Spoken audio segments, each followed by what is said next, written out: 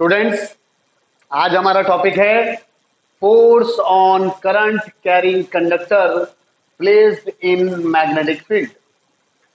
जब किसी current carrying conductor को मैग्नेटिक फील्ड में रखा जाता है तो उस पर फोर्स कितना लगता है, that is how much force experienced by this conductor.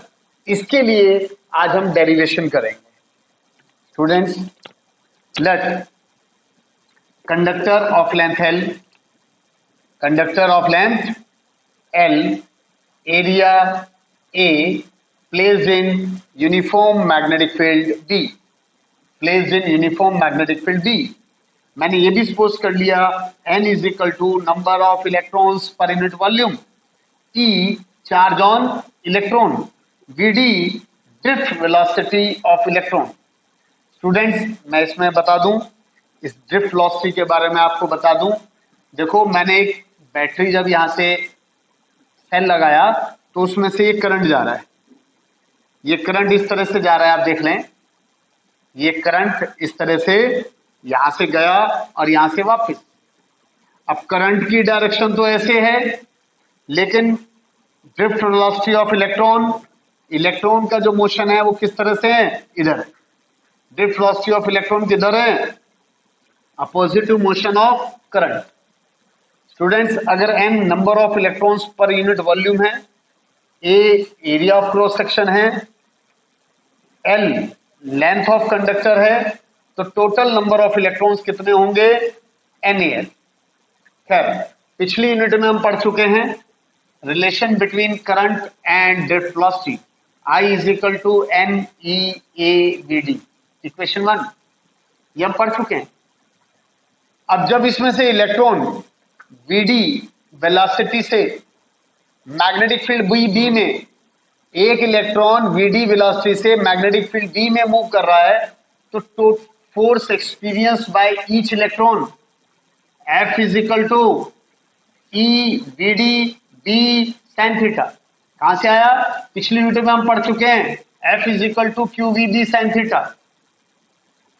अब टोटल फोर्स, हमें तो पूरे कंडक्टर पर फोर्स निकालनी है, तो total force experience by conductor, total force experience by conductor क्या होगा, F इज इक्वल टू, इसको F डैश ले लेते हैं, F is equal to force experience by each electron into total number of electron.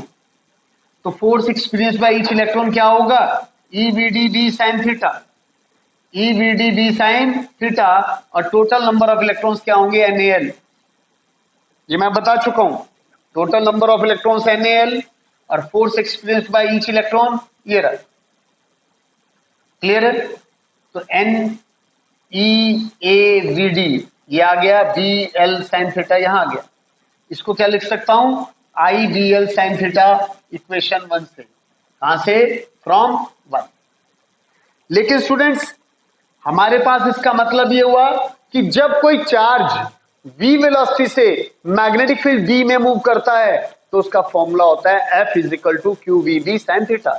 लेकिन जब कोई current carrying conductor of length L placed in magnetic field B making angle theta with it, तब force experience by current carrying conductor का formula क्या होता है, IBL sin theta, IBL sin theta. अब students, क्योंकि F एक vector quantity है, F एक वेक्टर क्वांटिटी है in vector form, in vector form, F is equal to लिखा जा सकता है IL cross B, F is equal to IL cross B। Students, मैं ये भी बता दूं, डायरेक्शन ऑफ फोर्स के लिए हम यूज कर सकते हैं Fleming's left hand rule, Fleming's left hand rule, इसको यूज कर सकते हैं। कैसे, ये लीजिए,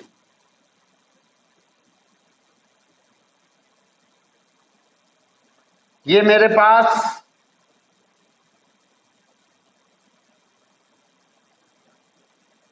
आप देख लें students, Fleming left hand rule में L cross B, F is equal to I L cross B, ये क्या होता है? फ्लेमिंग लेफ्ट हैंड रूल ने कहा ये फोर्स, ये हमारे पास फादर मैग्नेटिक फील्ड, ये मैग्नेटिक फील्ड, और ये हमारे पास करंट कैरिंग कंडक्टर, ये क्या है हमारे पास? Current carrying conductor. मैं इसको लिख देता हूं, current carrying conductor, current carrying conductor. तो स्टूडेंट्स आप देख लें, इसको याद करने का एक सिंपल तरीका भी है, फादर मदर चाइल्ड। मेरी बात समझ गए? तो स्टूडेंट्स आप देख लें, Fleming left hand rule, magnetic field ये रही और करंट कैरिंग कंडक्टर ये रहा। तो मैग्नेटिक फील्ड यहां पर आप देख लें ऐसे है और करंट कैरिंग कंडक्टर ऐसे है। तो फोर्स कहां जा रही है? आप देख लें स्टूडेंट्स, देखो ये मैग्नेटिक फील्ड है, ये करंट कैरिंग कंडक्टर है, आप देख लें। तो फोर्स कहां जा रही है? ये, यानी ये इस तरह से हमारा ये बन गया, आप चेक कर लें। और फोर्स की डायरेक्शन, इसके अकॉर्डिंग फोर्स की डायरेक्शन ये, this is direction of force, यानी F D current carrying conductor ये रहा। आप देख लें यहां से students, magnetic field B,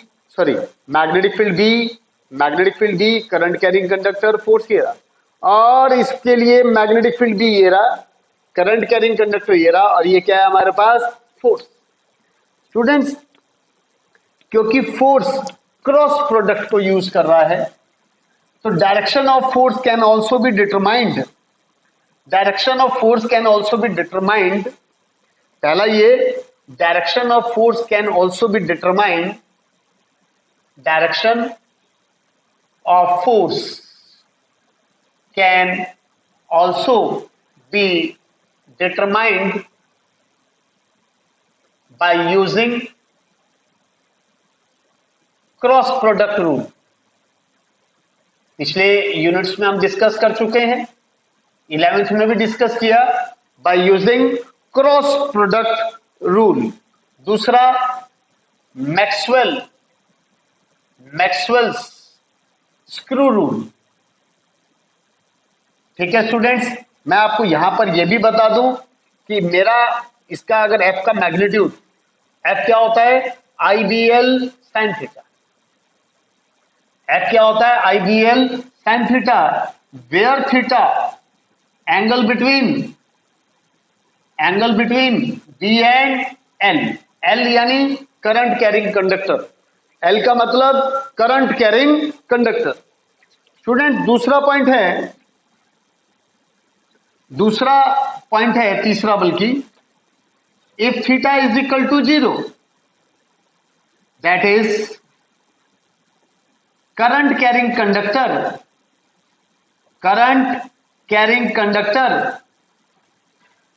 is placed in direction of magnetic field B, तब F is equal to IBL sin 0, और sin 0 क्या होता है? 0। तो उसके ऊपर, करंट कैरिंग कंडक्टर के ऊपर फोर्स नहीं लगेगी अगर current carrying conductor is placed in the direction of magnetic field B। चौथा पॉइंट है, if theta is equal to 90 degree, that is current carrying conductor is placed perpendicular to magnetic field B, तब हमारा formula होगा F is equal to IBL sin 90। sin 90 क्या होता है? 1। तब हमारे पास करंट कैरिंग कंडक्टर के ऊपर जो फोर्स होगी वो क्या होगी? मैक्सिमम होगी, और इस केस में फोर्स कैसी होगी? मिनिमम। मेरी बात समझ गए? तो ये चीज हमने ध्यान रखनी है, क्या कि direction of force can be determined by using Fleming's left hand rule, और अल्टरनेटिवली आप क्रॉस प्रोडक्ट रूल या मैक्सवेल्स रूल से भी डायरेक्शन ऑफ फोर्स निकाल सकते हैं। दूसरा, अगर current carrying conductor magnetic field की डायरेक्शन में रखा है, यानी थीटा इज इक्वल टू 0 है, where theta angle between B and L, तब फोर्स भी 0 होगा, मिनिमम फोर्स होगा। अगर थीटा 90 है, यानी current carrying conductor is placed perpendicular to B, तब F is equal to I B L sine 90, sine 90 1 होता है, यानी तब फोर्स क्या होगी हमारे पास, मैक्सिमम होगी। स्टूडेंट्स, आप ध्यान से देख सकते हैं सारी सिचुएशंस और सारी कंडीशंस। ठीक है स्टूडेंट्स, तीन two parallel current carrying conductor, force between two parallel current carrying conductor. अभी तक इससे पहले जो हमने डेरिवेशन किया उसमें current carrying conductor magnetic field B में रखा हुआ है। इससे पहला जो डेरिवेशन किया उसमें current carrying conductor magnetic field B में रखा हुआ था। ठीक है, अब क्या है, हमारे पास यहां पर मैग्नेटिक फील्ड नहीं है, दो करंट कैरिंग कंडक्टर हैं। स्टूडेंट्स, मैंने सपोज कर लिया कि इसके अंदर करंट I1 है और इसके अंदर करंट I2 है। अब इस करंट I1 की वजह से मैं बता दूं, हम डेरिवेशन कर रहे हैं force between two parallel current carrying conductor. इसके लिए मैंने सपोज कर लिया, let us consider two long current carrying conductor X and Y placed small r distance apart। ये दो करंट कैरिंग कंडक्टर हैं जो एक दूसरे से r डिस्टेंस पर रखे हुए हैं। इस करंट I1 की वजह से magnetic field due to I1 at P, आप देख लें, ये मेरे पास करंट मैग्नेटिक फील्ड की डायरेक्शन जो होगी यहां पर आप देख सकते हैं, मैग्नेटिक फील्ड की डायरेक्शन इस तरह से होगी। तो यहां पर मैग्नेटिक फील्ड कहां होगी, इनवर्ट। आप देख लें, इस P पॉइंट पर मैग्नेटिक फील्ड I1 की वजह से B1, I1 की वजह से B1, मैग्नेटिक फील्ड की डायरेक्शन कहां होगी, इनवर्ट। यानी B1, ये पिछले चैप्टर में हम फॉर्मूला पढ़ चुके हैं, स्ट्रेट करंट कैरिंग कंडक्टर की वजह से r डिस्टेंस पर P पॉइंट पर magnetic field mu naught upon 4 पाई 2 I1 अपॉन r, और इसकी डायरेक्शन इनवर्ट। अब ये current carrying conductor I2 magnetic field B1 में रखा हुआ है, और मैंने अभी डिस्कस किया है कि जब कोई current carrying conductor magnetic field B1 में रखा होता है तो उस पर एक फोर्स वर्क करती है, और फोर्स की डायरेक्शन निकालने के लिए मेरे पास रूल है Fleming's left hand rule. Fleming's left hand rule, Fleming's left hand rule के लिए ये मैग्नेटिक फील्ड और ये करंट, हम कुछ देर के लिए मैग्नेटिक फील्ड को देखो, ये B लिख लिया, और ये करंट कैरिंग कंडक्टर L या I लिख लो, तो ये क्या हो जाएगा मेरे पास, फोर्स। तो स्टूडेंट्स, आप देख लें, मैग्नेटिक फील्ड ये इनवर्ट, करंट कैरिंग कंडक्टर यहां है, तो फोर्स कहां जा रही है, आप देखो फोर्स कहां जा रही है, इधर, आप देख लें। और इस फोर्स का फॉर्मूला होगा I2 B1 L sin 90, यानी अब current carrying conductor I2 magnetic field B1 में रखा हुआ है, तो it experience force and direction of force can be determined by Fleming's left hand rule.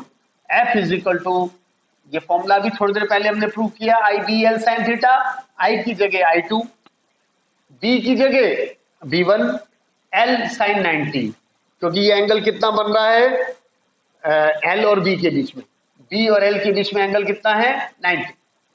Students, इसी तरह से यहां पर अभी छोड़ देते हैं, इसी तरह से आप देखो आगे कि इस I2 की वजह से मैग्नेटिक फील्ड की डायरेक्शन Q पॉइंट पर कैसे है, आउटवर्ड है।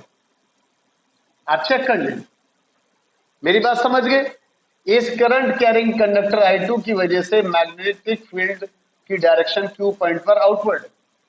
तो अब ये current carrying conductor I1 magnetic field V2 में रखा हुआ है, फादर मदर चाइल्ड, मैंने बताया था शॉर्टकट, मैग्नेटिक फील्ड ये रही, करंट कैरिंग कंडक्टर ऊपर जा रहा है, आप देख ले तो फोर्स कहाँ है, इधर, तो यहां भी फोर्स इधर है, यहां भी फोर्स इधर है, इसका मतलब इसका नेचर, फोर्स का नेचर क्या होगा, अट्रैक्टिव।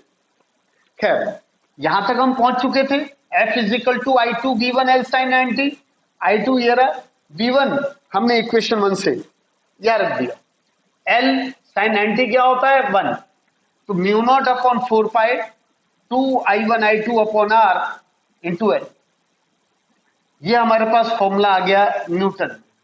लेकिन फोर्स पर यूनिट लेंथ के लिए L नीचे ले गया, म्यू नॉट अपॉन 4 पाई 2I1 I2 upon R Newton पर मीटर, न्यूटन पर मीटर। स्टूडेंट्स इसी तरह से यहां पर ये मेरे पास डेरिवेशन आ गया, चाहे ये फोर्स हो चाहे ये फोर्स हो, यानी both the forces have equal magnitude, चाहे ये इस पर फोर्स लगे चाहे इधर लगे, both the forces have equal in magnitude but opposite in direction.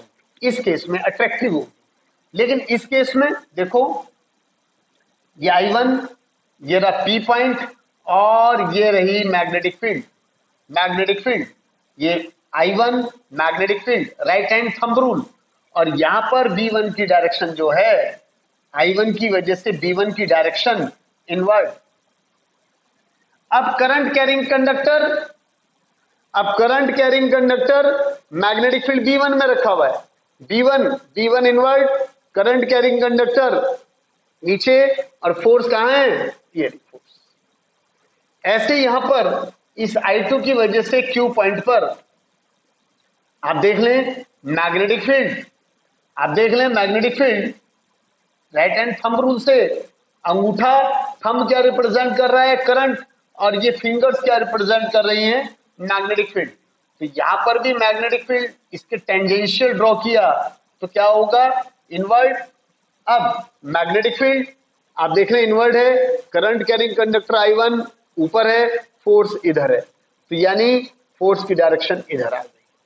इसका मतलब ये अट्रैक्ट होगा, यहां पर फोर्स अपोजिट में है तो ये क्या होंगे, रिपेल होगा।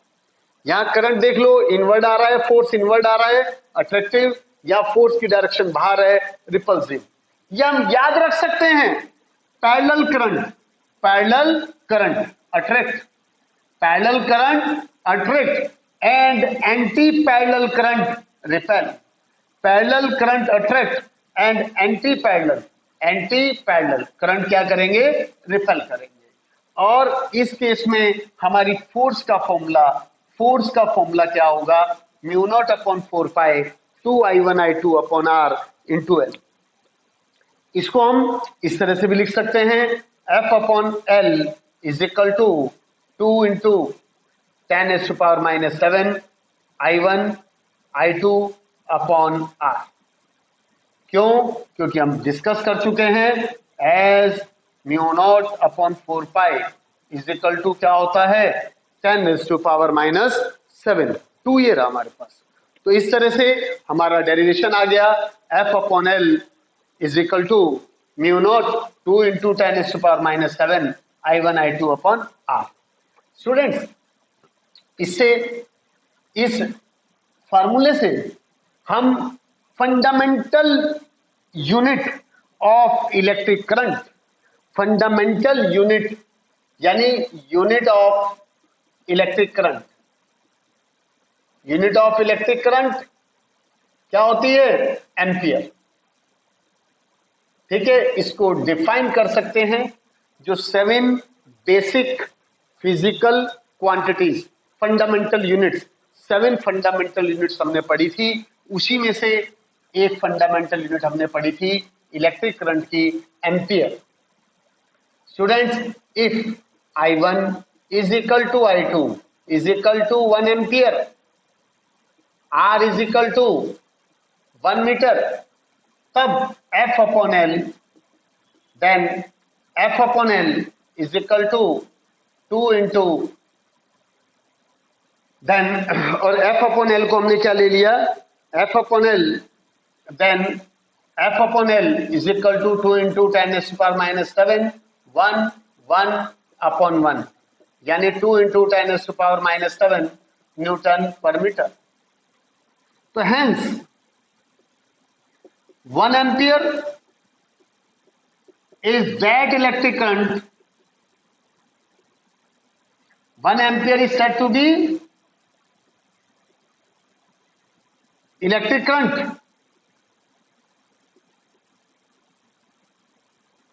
which when passes through two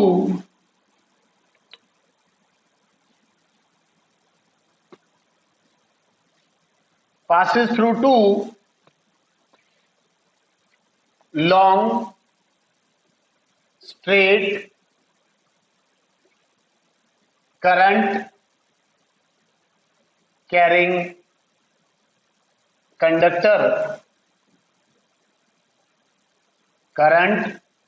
carrying conductor placed 1 meter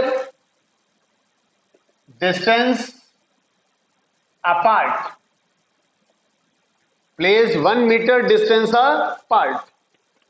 1 ampere is said to be electric current which when passes through two long straight current carrying conductor placed 1 meter distance apart experience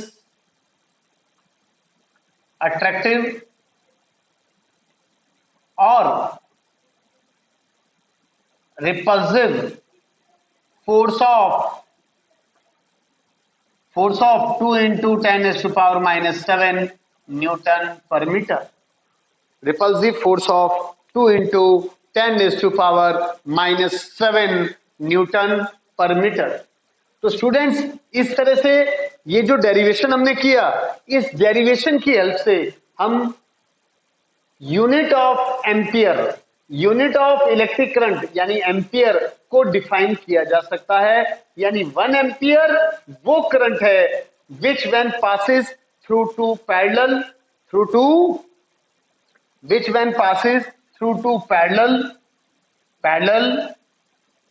long straight current carrying conductor placed 1 meter distance apart experience attractive or repulsive force of 2 into 10⁻⁷ Newton पर metre.